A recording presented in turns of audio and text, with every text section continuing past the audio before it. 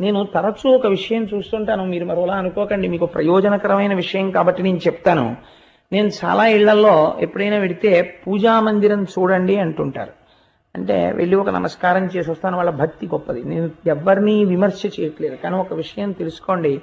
నేను తరచూ ఇళ్లలో చూస్తూ ఉంటాను, ఒక మెట్లు లాంటివి ఒకటో రెండో కడతారు.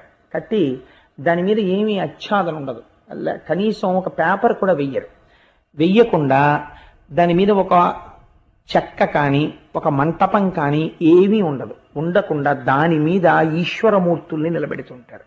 దానితో పాటు శంఖము మొదలైనవి కూడా పెట్టేస్తుంటారు. అలాగే యంత్రాలు ఎట్టి పరిస్థితులలోనూ భూమికి తగలడానికి వీల్లేదు. చాలా మంది ఇవాళ మార్కెట్లో సబ్బులు అమ్మినట్టు అమ్మేస్తున్నారు యంత్రాలు. ఎలా అమ్ముతున్నారో వాళ్ళకి తెలియాలి, కొనుక్కునే వాళ్ళకి తెలియాలి. యంత్రాన్ని అందరూ పట్టుకోలేరు, యంత్రాన్ని అందరూ హ్యాండిల్ చేయలేరు. యంత్ర పూజ ఎందుకంటే